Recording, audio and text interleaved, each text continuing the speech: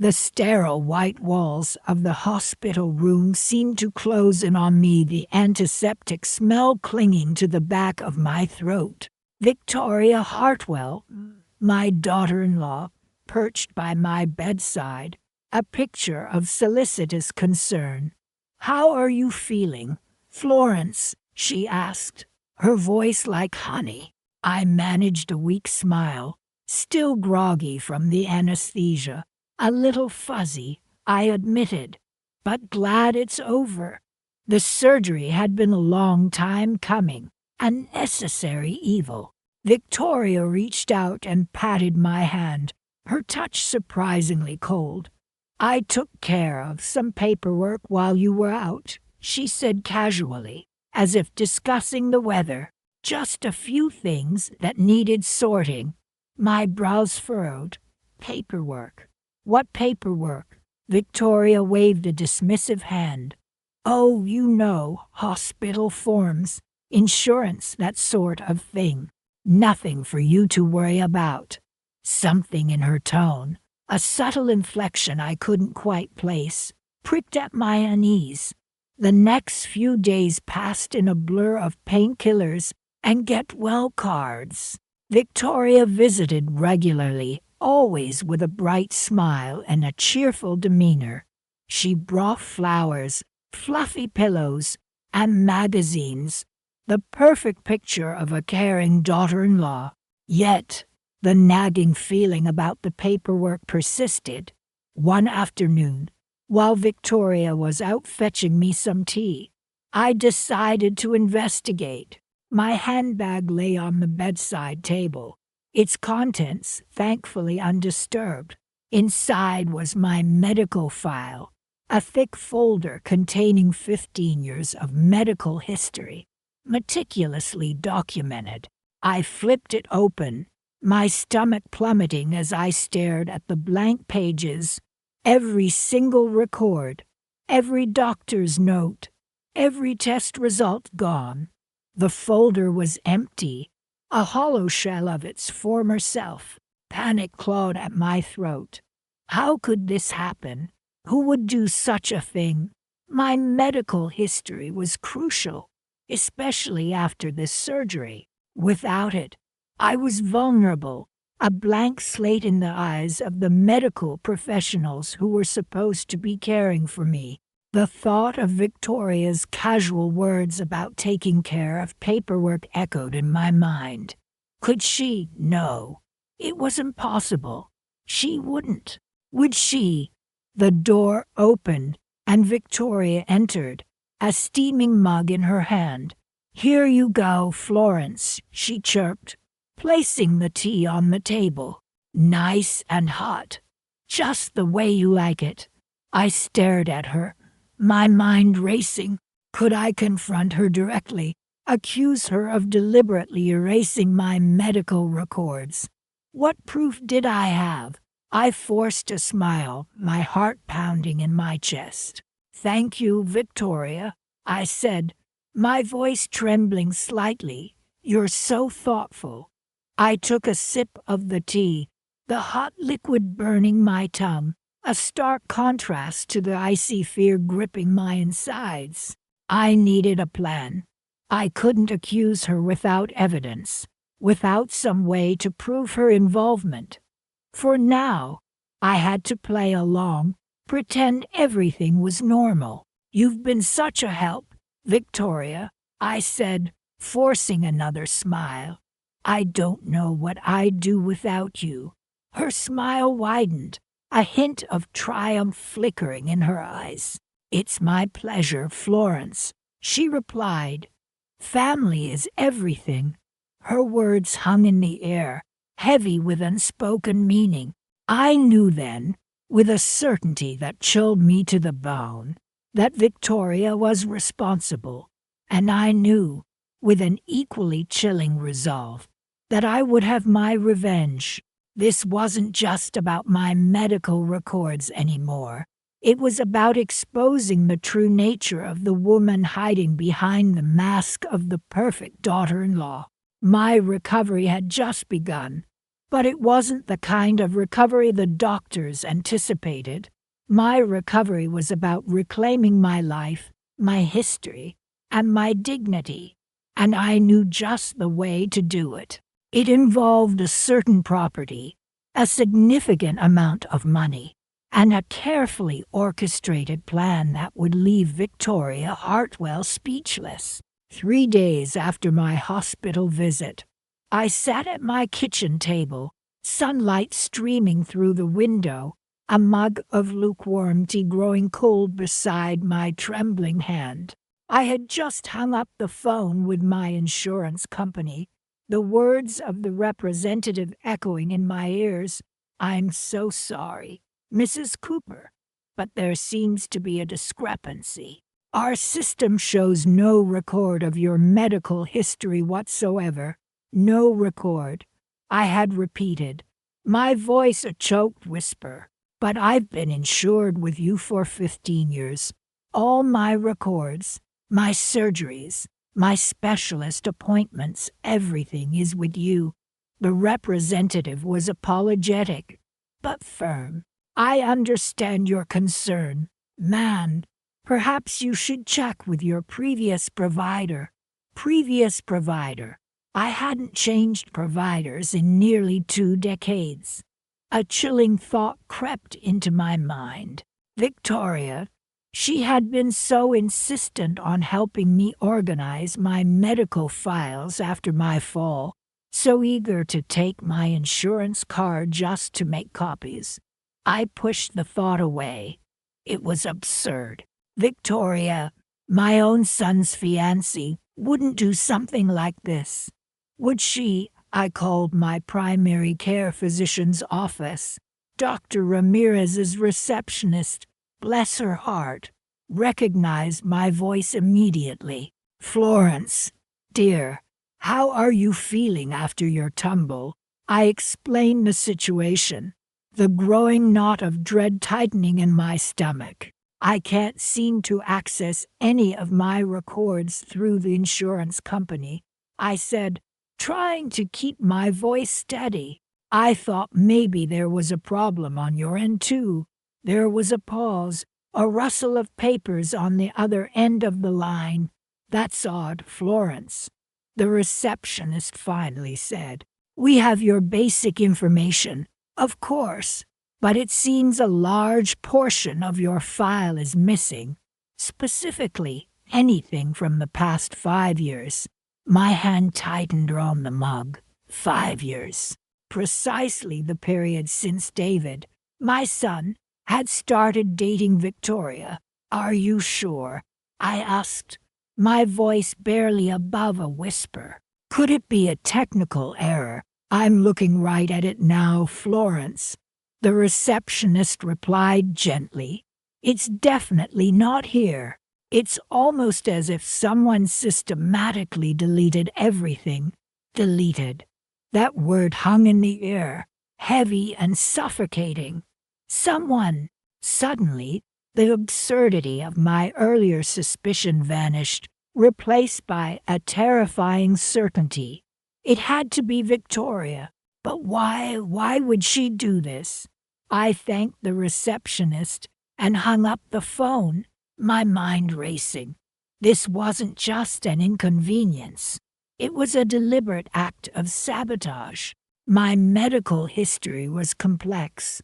I had a rare blood type, allergies to certain medications, a history of cardiac issues.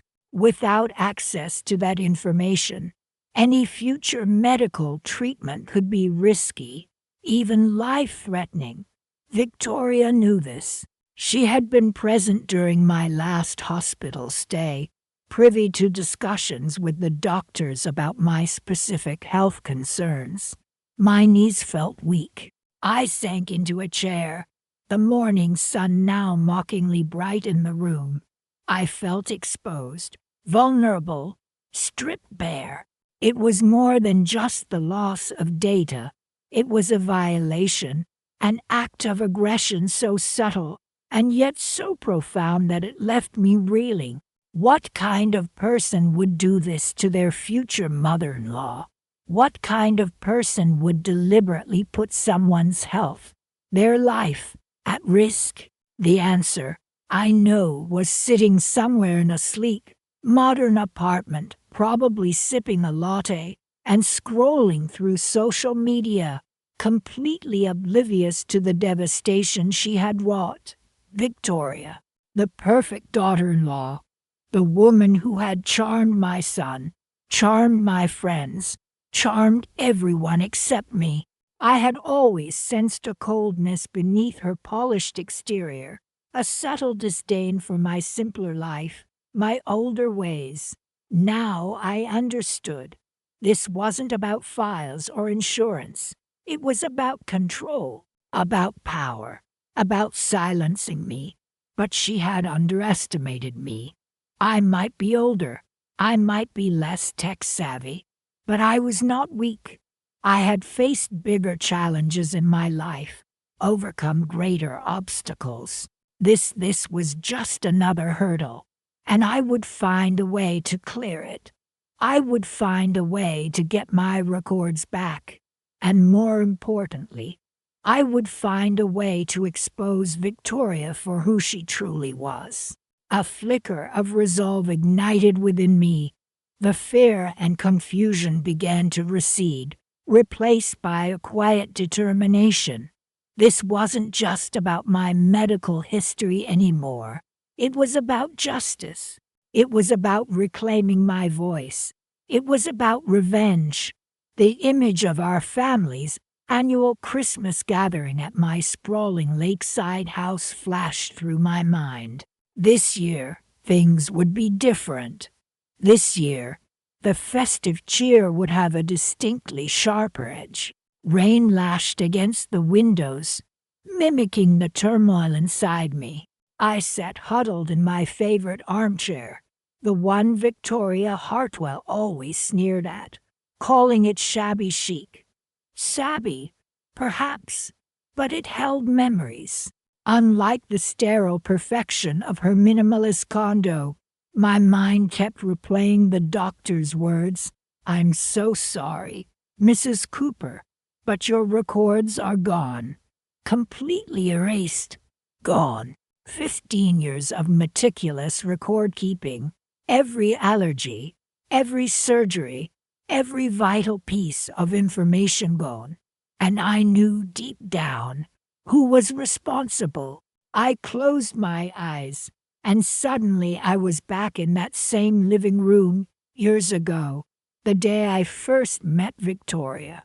David, my son, had been practically glowing, bursting with a happiness I hadn't seen since he was a child. "Mom, this is her. This is Victoria," he'd announced, practically shoving a petite, impeccably dressed woman in front of me. She offered a cool handshake, her smile not quite reaching her eyes. "It's a pleasure to finally meet you, Florence," she'd said, her voice smooth as silk. "David has told me so much about you. All good things, I hope," I'd replied, trying to project warmth despite the prickle of unease I already felt. "Of course," Victoria had said, her gaze sweeping over my living room, lingering a little too long on the family photos adorning the mantelpiece. "Such interesting decor." It wasn't a compliment. "It's a bit cluttered, I know," I'd chuckled, trying to deflect the subtle jab. "But it's home." "Oh, absolutely," Victoria had said quickly, but the slight curl of her lip spoke volumes. "David tells me you're quite the homebody." Again, that inflection, that subtle implication that my life, my choices, were somehow less than. "I enjoy my quiet life," I'd said, my smile tightening. "David was always a bit more adventurous." Indeed, Victoria had agreed, turning her attention back to my son. "He tells me you used to have quite the collection of porcelain dolls." There it was again, that condescending tone, as if my hobbies were childish and insignificant. David, oblivious to the undercurrents, just laughed. Mom had hundreds. Remember the one dressed as a ballerina? Vividly, Victoria said, her voice dripping with saccharine sweetness. How quaint! The word hung in the air, sharp and barbed. That first meeting set the tone for our relationship. Every interaction felt like a veiled insult, a subtle undermining of my values, my life choices. She'd redecorate David's apartment, discarding his cherished childhood possessions with a dismissive wave of her hand. She'd criticize my cooking, subtly suggesting healthier alternatives, as if my decades of experience in the kitchen meant nothing. She'd even managed to convince David to move across the country, further isolating me from my only son. I'd tried, truly tried, to build a bridge. I'd invited her to lunch, offered to help with wedding planning, even swallowed my pride and complimented her relentlessly bland, minimalist decorating style. But every attempt at connection was met with polite indifference, a cool detachment that made me feel like an intruder in my own son's life. And now this deliberate, malicious act of erasure. My medical history, my lifeline gone.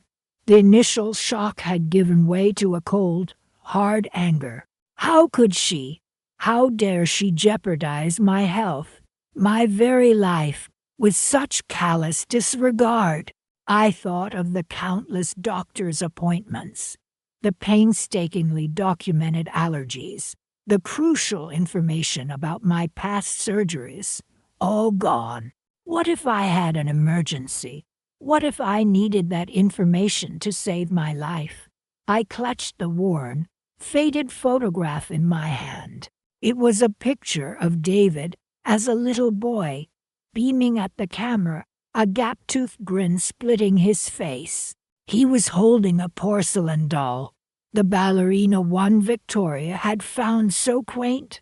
A wave of fierce protectiveness washed over me, my son, my sweet, kind, naive son. He was caught in her web, blinded by her charm, unable to see the manipulative, cruel woman beneath the polished facade. I had to do something. I couldn't let her win. I wouldn't let her erase me, not my past, not my future. I stood up, the rain still beating against the windows, but the storm inside me had begun to quiet. A new resolve hardened my gaze. I would find a way to get my records back. I would expose Victoria for who she truly was, and I would make her pay. I picked up the phone, my hand steady, my voice calm. "Hello, Detective Miller. I have something I need to tell you." The country club shimmered, a mirage of champagne flutes and forced smiles. Victoria, sweet as ever, had ensured my seat was tucked away, a remote island in a sea of celebrating Hartwells. "It's quieter here, Mother Cooper," she'd murmured, patting my hand, away from the bustle. But the distance felt deliberate, a cold, calculated exile. The wedding was a blur of pastel hues and polite chatter, all of it washing over me in a tide of numbness. I watched from afar as David, my son, beamed at his bride. He looked genuinely happy, and a flicker of warmth ignited in my chest, quickly doused by the chill radiating from my designated corner. I picked at the catered salad, the taste as bland as the generic floral arrangements. A hush fell over the room as one of Victoria's bridesmaids, a statuesque blonde with a microphone, tapped a glass for attention. "To David," she began, her voice ringing with practiced sincerity, "who has truly shown us all what it means to rise above one's circumstances." The words, seemingly innocuous, hung heavy in the air. My stomach lurched. I knew with a certainty that chilled me to the bone that the barb was aimed directly at me, at my modest background, at the life I had built before David met Victoria. Polite laughter rippled through the room, and I felt a blush creep up my neck. To David and Victoria, the bridesmaid concluded, raising her glass, "May your future be filled with happiness and upward mobility." My hand trembled as I reached for my water glass. Across the room, Victoria caught my and offered a small, tight smile. It wasn't a smile of genuine warmth, but one of smug satisfaction, the kind a cat might wear after cornering a mouse. I forced a weak smile back, the muscles in my face stiff and unwilling. The meal continued, a parade of gourmet dishes I barely touched. My appetite had vanished, replaced by a gnawing unease. I felt like an exhibit in a museum, a relic from David's past, to be politely observed and then discreetly forgotten. Enjoying the wedding, Mother Cooper. David's voice startled me. He'd appeared beside me, his face flushed with happiness and champagne. "It's lovely, dear," I managed, trying to inject some warmth into my voice. "You look very happy." "I am," he beamed, squeezing my hand. "Victoria's family have been so welcoming." He paused, then added, a little too brightly, "I know you and Victoria haven't clicked, but I hope that will change. She really wants to get to know you." "I'm sure we will," I replied, my voice tight. I wanted to tell him, to pour out the icy fear that had settled in my gut, the certainty that Victoria was not who she pretended to be. But looking at his radiant face, the sheer joy in his eyes, I couldn't bring myself to shatter the illusion. "Not yet. She speaks so highly of you," David continued, oblivious to my inner turmoil. "She admires your resilience." He used the same tone one might use to commend a stray dog for surviving a harsh winter. "That's kind of her," I said, forcing another strained smile. The word resilience echoed in my mind, a cruel mockery of the fear and vulnerability I was trying so desperately to conceal. The wedding cake was a towering confection of white chocolate and sugar flowers, a monument to Victoria's impeccable taste and extravagant budget. I watched as David and Victoria, hand in hand, cut the first slice, their smiles plastered across every magazine-ready photograph. Each flash of the camera felt like a tiny pinprick, deflating the fragile bubble of normalcy I was desperately clinging to. As the evening wore on, the champagne flowed freely, and the guests grew increasingly boisterous. I excused myself, pleading a headache, and slipped away unnoticed. The cool night air was a welcome reprieve from the stifling atmosphere of the ballroom. I walked towards the edge of the country club grounds, seeking solace in the quiet darkness. Standing there, under the vast expanse of the night sky, I allowed the carefully constructed facade to crumble. The forced smiles, the polite platitudes, the carefully suppressed fear, it all dissolved, leaving behind a raw, aching emptiness. I felt a tear roll down my cheek, followed by another and another. The tears were not just for the humiliation I had endured, but for the chilling premonition that this was just the beginning.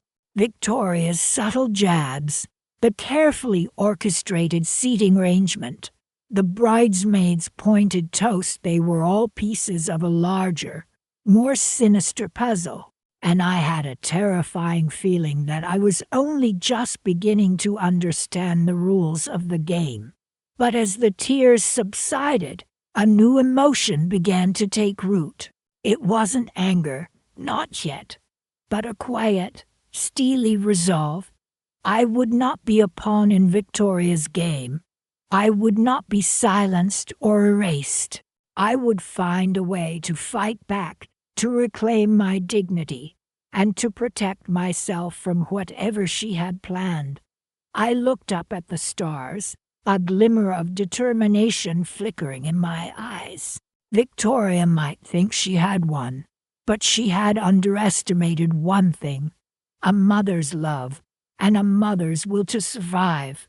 The wedding might be over, but the fight had just begun. The silence in my son's house was thick, suffocating. It wasn't the comfortable quiet of an empty nest. It was the stillness of a carefully curated space, where every word, every gesture was measured, controlled. "David, dear, could you pass the sugar?" I asked, my voice echoing a little too loudly in the pristine dining room. He looked up from his phone, a flicker of something I couldn't quite place in his eyes. "Oh, sure, Mom," he said, his voice flat. He slid the sugar bowl across the polished table, his gaze quickly returning to the screen.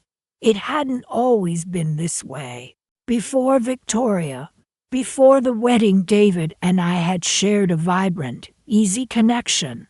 We'd talk for hours, laughing over silly childhood memories, debating politics, sharing our hopes and fears. Now, conversations were stilted, clipped. Visits were shorter, less frequent. "How's work, sweetheart?" I asked, trying to bridge the widening chasm between us. He shrugged, a noncommittal murmur escaping his lips. "Fine." Victoria, perched gracefully on the edge of the sofa, offered a tight smile.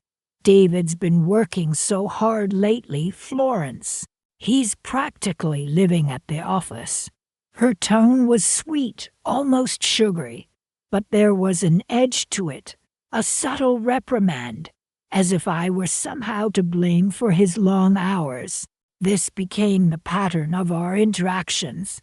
Victoria, always present, always observing, subtly steering the conversation, shaping the narrative. David's so focused on his career, she'd say, her voice laced with a delicate concern that somehow managed to imply my presence was a distraction. Or, "David finds large family gatherings a little overwhelming these days." A polite way of saying I wasn't welcome at holiday celebrations.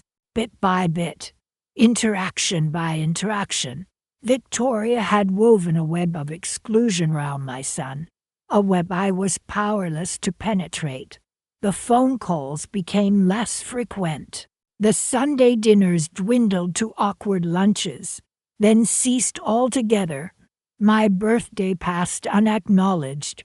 Christmas cards remained unsent. I tried to reach out to David, to understand what was happening, but he was always busy, unavailable. "I'll call you back, Mom," he'd say, his voice strained. He never did. One particularly bleak afternoon, I found myself staring out the window, watching the rain lash against the glass. The loneliness pressed in on me, heavy and suffocating. I picked up the phone and dialed David's number, my heart pounding with a mixture of hope and dread. It went straight to voicemail. I hung up, the unanswered call echoing the growing emptiness in my life. I realized then, with a chilling certainty, that my son was gone, not physically, but emotionally. He was lost to me, enveloped in a world I no longer recognized, a world crafted by Victoria. I wandered through the house, my steps slow and heavy. I picked up a framed photograph of David and me taken years ago. Before the wedding, we were both laughing, our faces lit with genuine joy. Tears welled in my eyes as I traced the outline of his younger face. Where had that boy gone? What had become of the bond we once shared? The years that followed were a blur of quiet despair. I tried to rebuild my life, to find solace in other relationships, in hobbies, in work.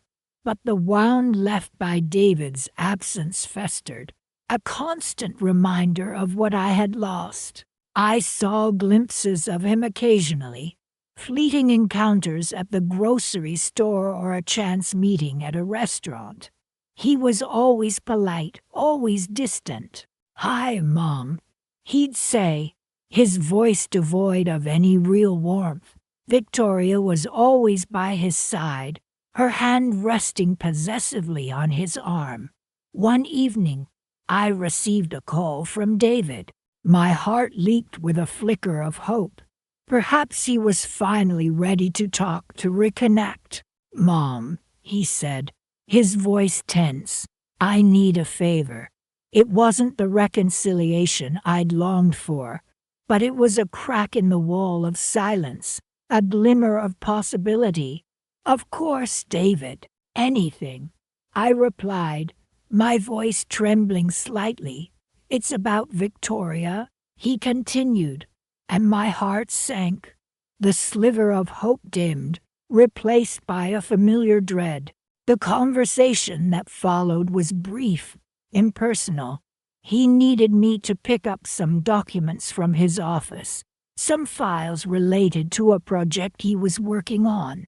He was too busy to do it himself, and Victoria was out of town. "Sure, David. When do you need them?" I asked, trying to keep the disappointment out of my voice. He gave me the details, his tone curt, businesslike. He didn't ask how I was, didn't offer any explanation for his sudden request.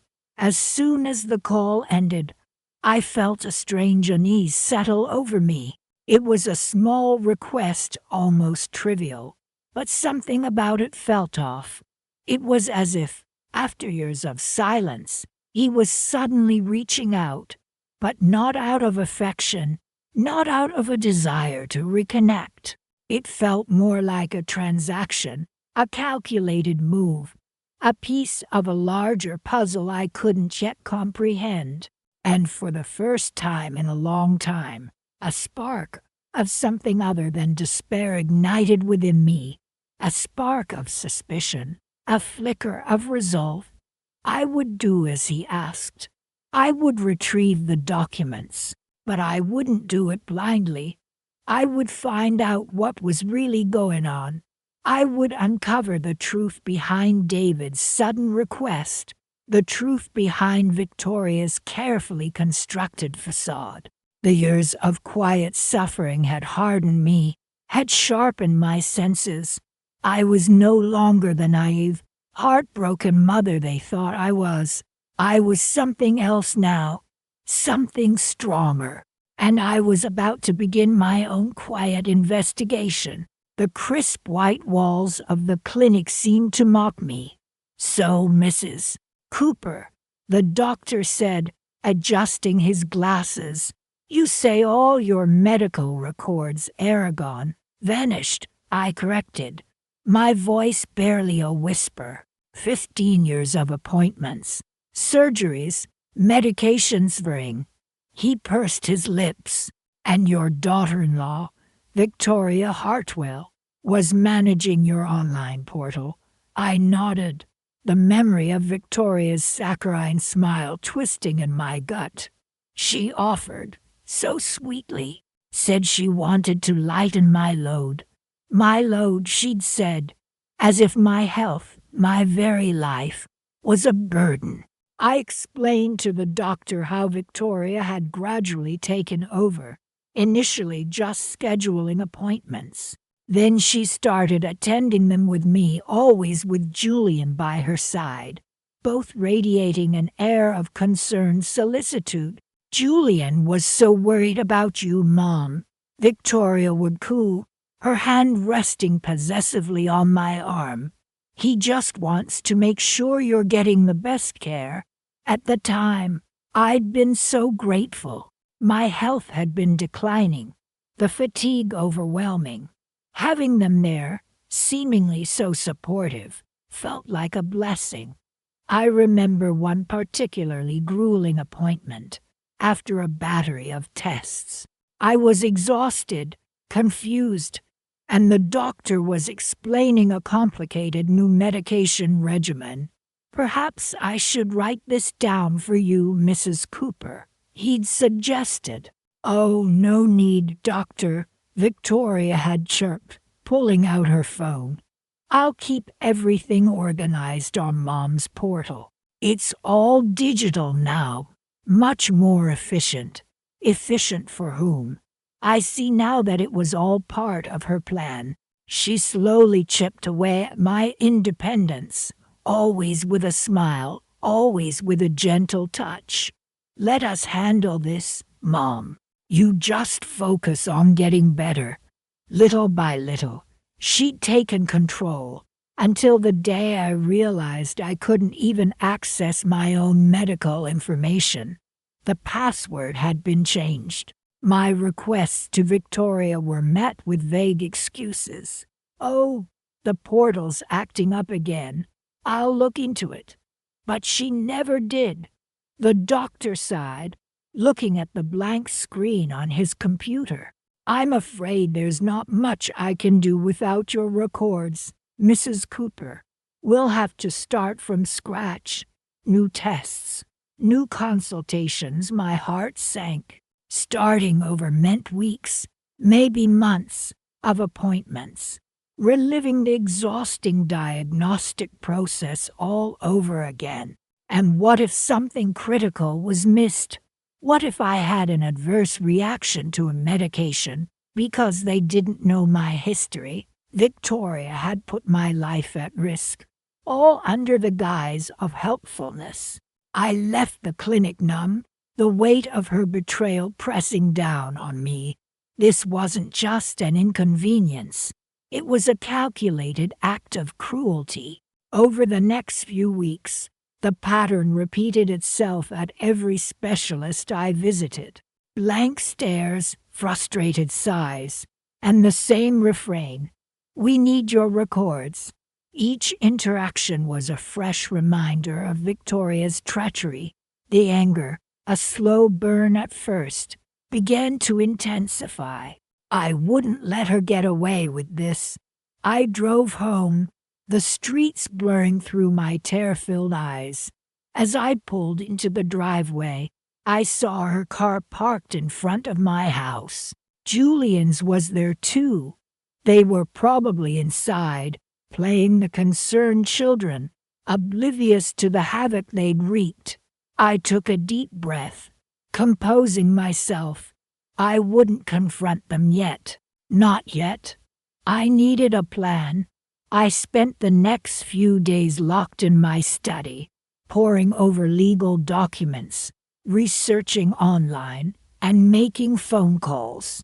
I learned about data recovery, digital forensics, and the legal ramifications of tampering with medical records.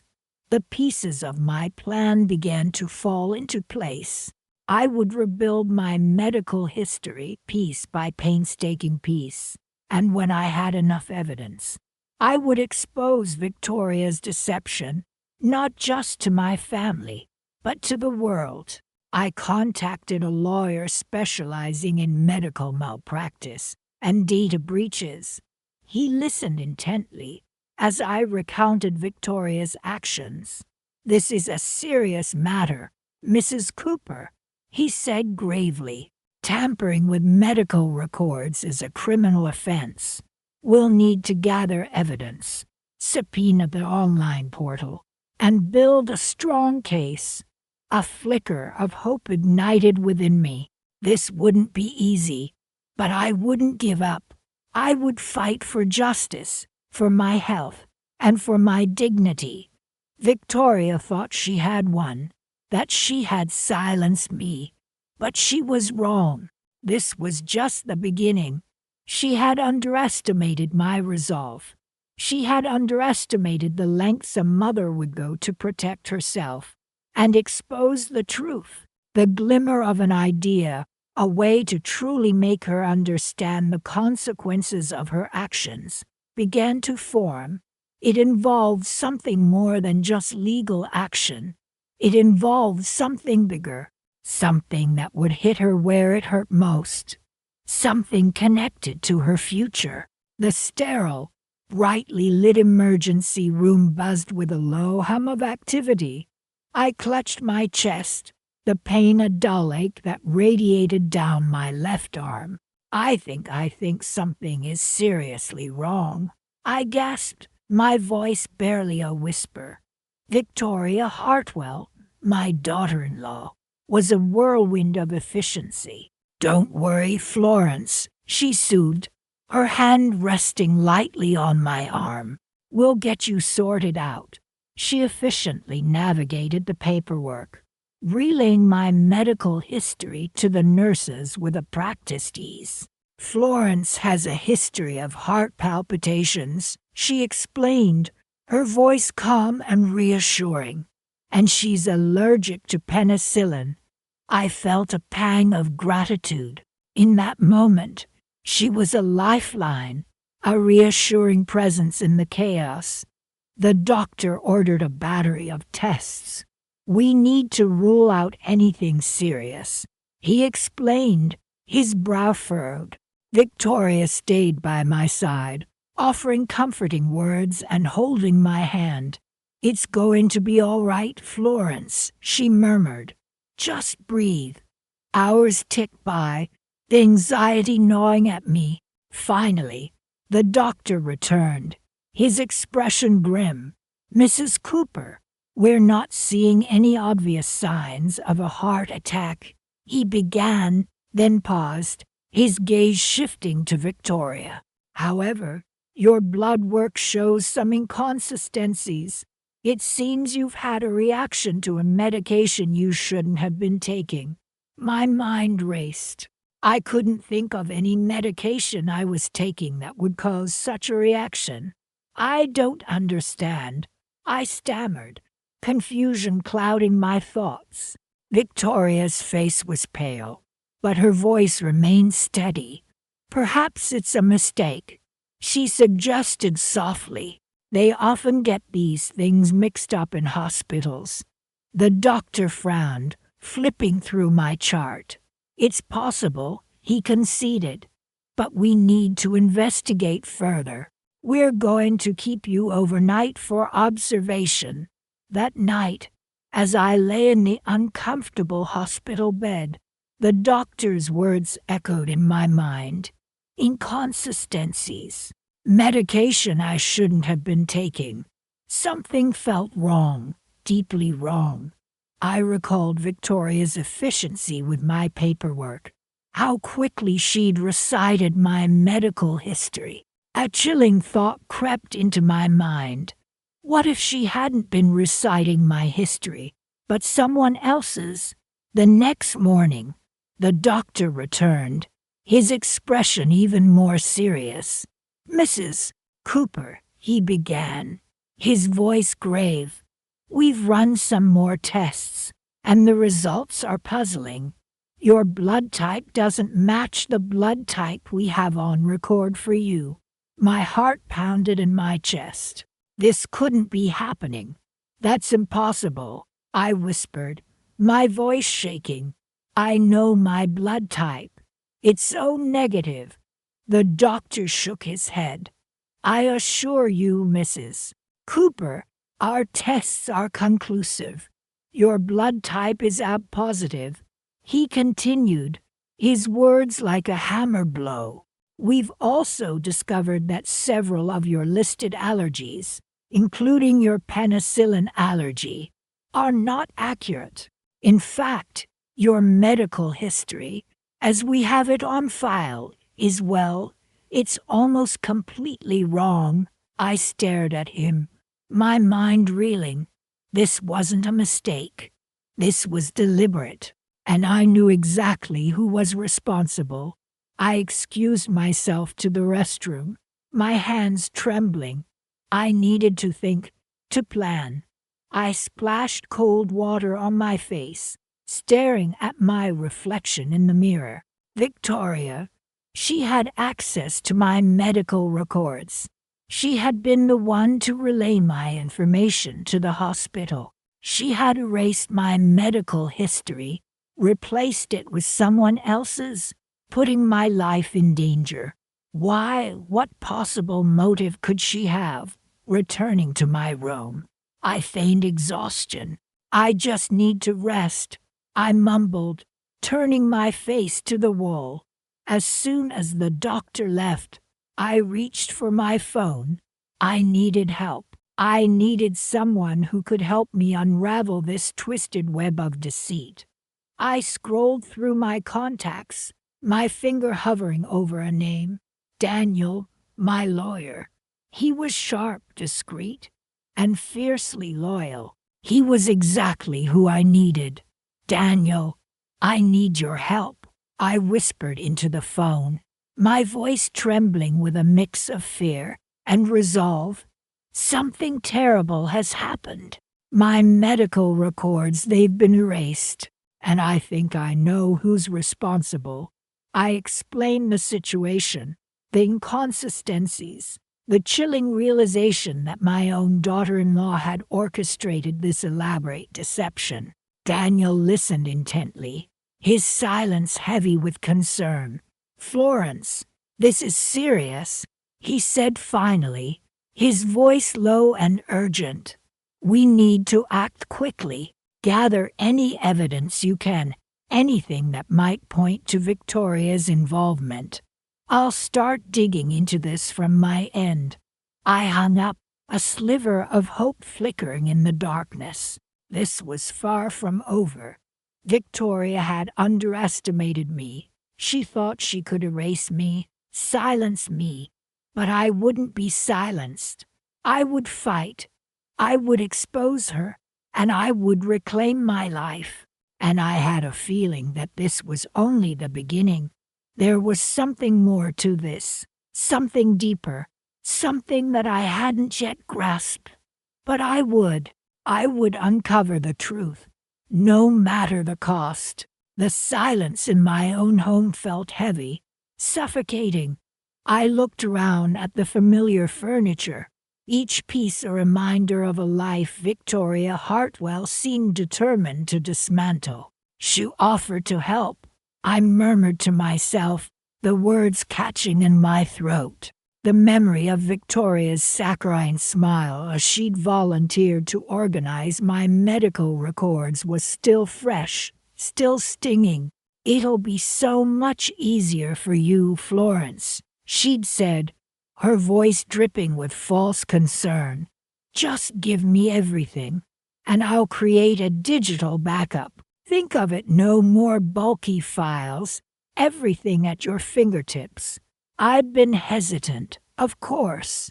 15 years of medical history, meticulously documented, entrusted to someone who barely concealed her disdain for me. Are you sure, dear? I'd asked, trying to gauge the sincerity behind her offer.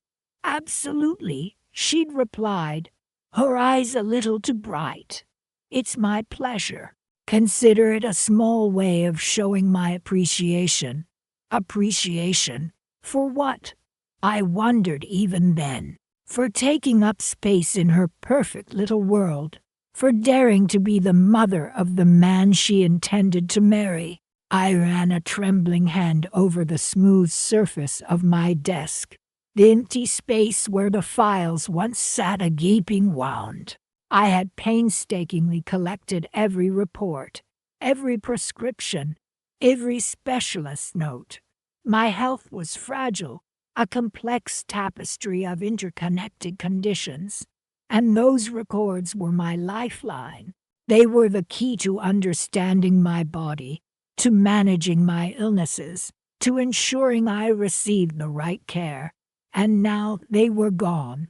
Poof, I whispered, the word heavy with disbelief. Just like that, I had called Victoria. Of course, as soon as I realized the files were missing. "Oh, Florence," she'd said, her voice laced with mock concern. "Are you sure you gave them to me? Perhaps you misplaced them." Misplaced 15 years of meticulously organized medical history. The absurdity of her suggestion was almost laughable. Almost. "I know I gave them to you, Victoria," I said, my voice tight with controlled anger. "They were right here, on this desk." "Well," she'd replied, a hint of triumph creeping into her tone, "I haven't seen them. I'm so sorry, but I can't help you." The click of the disconnected call had echoed the emptiness in my heart. The betrayal was a sharp, piercing pain, made worse by the sickening realization that I had been played. She hadn't just taken my records, she had erased them. I knew it with a chilling certainty. Why? I racked my brain, trying to understand her motives. Was it simply a power play, a cruel demonstration of her control over my son's life, and by extension, mine, or was there something more sinister at play? I walked to the window, looking out at the manicured lawn, the carefully tended flower beds. It was a beautiful day, the sun shining, birds singing, but the beauty felt hollow, a stark contrast to the turmoil churning inside me. "She thinks she's won," I muttered, clenching my fists. "She thinks she can just erase me, like a line of unwanted text." But a flicker of resolve ignited within me, a small flame of defiance in the face of her calculated cruelty. "She's wrong," I said, my voice gaining strength. "Dead wrong. I wouldn't let her get away with this. I wouldn't let her erase me. I wouldn't let her win." I sat down at my computer, my fingers hovering over the keyboard. It was time to fight back. My first call was to my lawyer. "I need your help," I said, my voice trembling slightly. "My daughter-in-law has taken something from me, something invaluable." He listened patiently as I explained the situation. The missing records, Victoria's feigned innocence. "This is serious, Florence," he said when I was finished. "We need to act quickly." He outlined my options, the legal steps we could take to compel Victoria to return the records, the potential consequences she could face. But even as he spoke, another plan began to form in my mind, a plan that went beyond simply retrieving my medical history, a plan that would expose Victoria for who she truly was, a plan that would show her the true cost of her actions. "I want more than just my records back," I said, my voice hardening. "I want her to understand what she's done." My lawyer raised an eyebrow, intrigued. "What do you have in mind, Florence?" he asked. I smiled, a slow, deliberate smile that sent a chill down my own spine. "Let's just say," I replied, my voice low and steady, "I'm going to give Victoria a taste of her own medicine." I opened a new document on my computer, my fingers flying across the keyboard. The subject line, Victoria Hartwell's True Colors. It was time to play a game of my own. The first step, gathering evidence. I knew Victoria had underestimated me. She thought I was a frail, helpless old woman, easily manipulated and dismissed. She had no idea of the resources I had at my disposal, the connections I had cultivated over the years. She had no idea of the lengths I would go to protect myself, and she certainly had no idea about the surprise I had planned for her, a surprise that would unravel her carefully constructed facade and expose her true nature to the world. The game was on, Victoria. And this time, I was playing to win. The sterile white walls of the medical lab seemed to mock me. I just need to confirm something, I told the technician, my voice trembling slightly. She smiled politely, the kind of professional smile that offered no comfort. Of course, Mrs. Cooper. What can I help you with today? She asked, her fingers hovering over the keyboard. My medical records, I said, trying to sound casual. I just want to make sure everything is updated. This was the third time I'd been here in as many weeks, a knot of dread tightening in my stomach each time. The technician's fingers danced across the keys, her brow furrowing slightly. Could you give me your date of birth again? She asked, and I recited it, the familiar numbers feeling heavy on my tongue. The silence that followed was thick with anticipation. The hum of the computer suddenly amplified in my ears.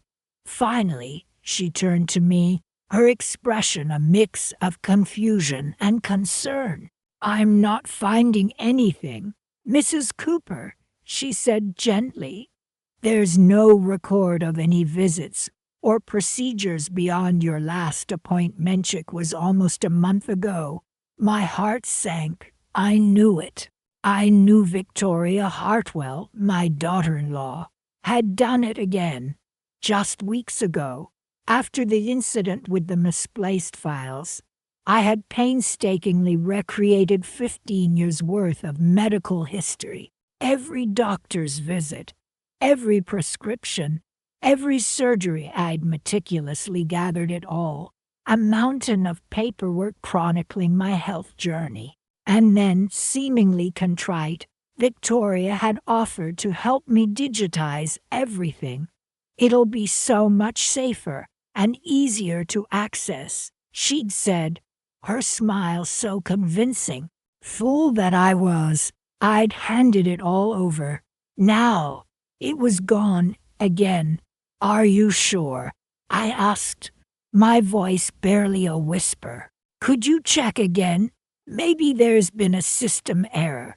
The technician, bless her heart, tried again, but the result was the same, nothing. My medical history, once again, a blank slate. I'm so sorry, Mrs. Cooper, she said, her voice full of genuine sympathy. I don't understand. Sometimes there are glitches, but this is unusual. Leaving the lab, I felt a wave of dizziness wash over me. This wasn't just an inconvenience. It was a direct threat to my health. My medical history was complex, with specific allergies and a rare blood type. Without that information readily available, any medical emergency could become life-threatening. Victoria knew this. She knew exactly how crucial these records were to me, and yet she'd erased them twice. The anger simmering beneath the surface finally erupted. This wasn't just carelessness. It was deliberate, malicious. She wanted to control me, to make me dependent on her, to erase me. But I wouldn't let her. I wouldn't be silenced. I would fight back. I spent the next few days in a whirlwind of activity. I contacted my lawyer, explaining the situation in detail. He listened intently, his expression growing more serious with every word. This is a clear violation of privacy, he said, his voice firm, and potentially dangerous. We need to act quickly.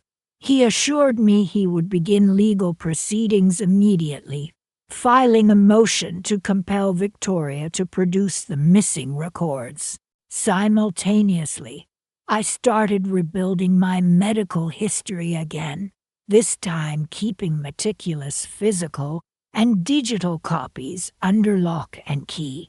I contacted every doctor, every specialist, every hospital I had ever visited. requesting duplicates of everything. It was exhausting, frustrating, and emotionally draining. But I persevered. I wouldn't give Victoria the satisfaction of seeing me broken. And then, the final piece of the puzzle fell into place. While reviewing my bank statements, I noticed a recurring charge to a storage facility in Julian's name. Julian, Victoria's fiancé. It was a small unit, but the timing of the payments coincided suspiciously with the disappearance of my records. A chilling thought took root. What if Victoria wasn't destroying the records? What if she was hiding them? Controlling information was power, and she seemed intent on wielding it against me. My lawyer agreed that this was a significant lead. He obtained a court order to access the storage unit. The next day, we stood together, watching as the lock was cut. Inside, amidst boxes of old clothes and forgotten trinkets, we found it. A fireproof safe. My heart pounded in my chest as the locksmith worked to open it. And then, there they were, my medical records, neatly organized and tucked away as if nothing was amiss. "We have her," my lawyer said, a grim satisfaction in his voice. He explained that with this evidence, we had a strong case not only for the return of my records, but also for potential criminal charges against Victoria for theft and potentially endangering my health. The relief that washed over me was immense. I had them back. My history, my health, my life, it was all back in my hands. But the victory was bittersweet. The betrayal cut deep, a wound that would likely never fully heal. Looking at the neatly labeled folders, I realized this wasn't just about medical records. It was about family, trust, and the lengths some people would go to exert control. I had won this battle, but the war was far from over. I knew this was just the beginning. I had exposed Victoria's deception, and now I had the power to decide what happened next. And I knew exactly what I was going to do. The crisp autumn air bit at my cheeks as I stepped out of Dr. Ramirez's office. "I'm so sorry, Mrs. Cooper," she'd said, her brow furrowed with concern. "I have no explanation. Your entire file is gone, not just from our system, but from the central medical repository as well." My hand trembled as I clutched the useless referral slip she'd given me, a referral to a neurologist who would now have no history to go on, no context for the tremors that were becoming increasingly frequent. "I'll contact the insurance company," I told her, trying to sound more confident than I felt. "Maybe they have a backup." My next stop was the insurance company's regional office, a towering glass structure that seemed to mock my vulnerability. The representative, a young man named Michael, was polite but unhelpful.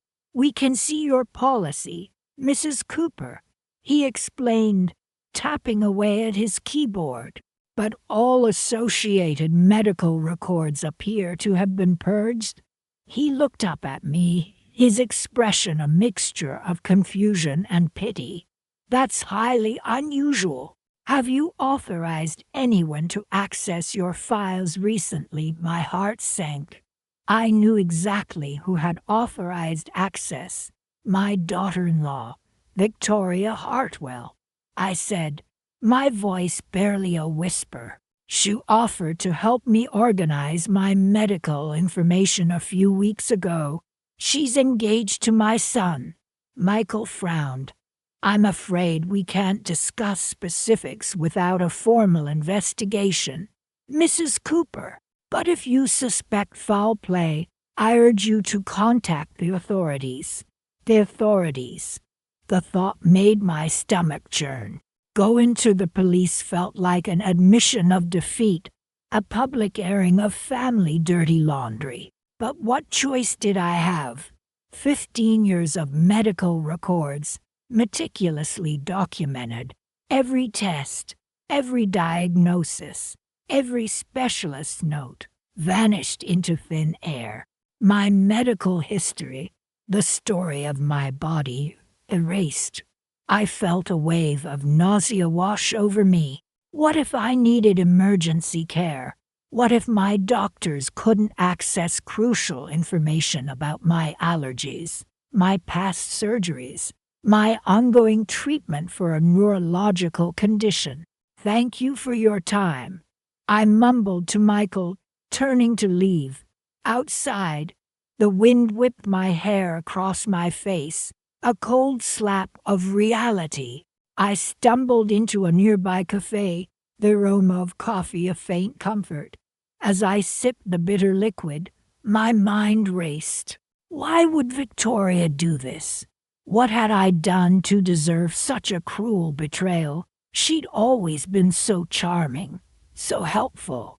"Let me take that off your hands, Florence," she'd said, her smile so bright, so genuine. Managing medical records can be such a hassle. The memory made my blood run cold. It had all been a charade, a meticulously crafted deception designed to what? To control me, to silence me. I thought back to the argument we'd had a few weeks earlier, a silly squabble over wedding arrangements. I really think we should have the reception at the country club. Florence, Victoria had insisted. It's so much more elegant than your suggestion. I had reminded her gently that the country club was prohibitively expensive. Well, perhaps we should consider who's contributing the most financially, she'd retorted, her tone dripping with ice. Julian, ever the peacemaker, had intervened, smoothing things over. But the barb had sunk deep. Was this her revenge, a twisted, malicious way of punishing me for daring to challenge her? I spent the next few days in a daze, contacting every doctor I'd seen in the past 15 years. The results were the same everywhere. No records. Gone. Erased. Each confirmation was a fresh blow chipping away at my sense of self, my sense of security. I felt like a ghost, a medical phantom with no past, and a terrifyingly uncertain future. Then a flicker of hope. A memory surfaced, a fleeting image of a conversation I'd had with my old family doctor, Dr. Evans, shortly before he retired. He'd mentioned a new secure online portal, a private platform where patients could store their medical records independently. "It's like a personal health vault, Florence," he'd said, his eyes twinkling. "Completely confidential, completely controlled by you." I'd dismissed it at the time, too overwhelmed with other matters to bother with yet another online account. With trembling fingers, I logged into the platform's website. I'd almost forgotten my password, my mind a fog of anxiety and exhaustion. But after a few attempts, I was in, and there they were, my records, all of them, every single document, every scan, every lab result, meticulously uploaded and categorized. Dr. Evans, bless his heart, had insisted I set up the account during my last visit, even though I'd been reluctant. He'd seen something in my eyes, perhaps a premonition of the storm to come. The relief that washed over me was so intense it brought tears to my eyes. I wasn't a ghost anymore. I had my history back. I had my future back. And now, I had something else. I had leverage. I had proof. I printed out every single document, every single page, stacking them neatly on my dining room table, a mountain of evidence, a testament to Victoria's treachery. The phone rang. It was Julian. "Mom, have you seen Victoria?" he asked, his voice strained. "She's been frantic, saying something about missing medical records." I took a deep breath, the cold, hard steel of resolve hardening my voice. "Julian," I said, "we need to talk."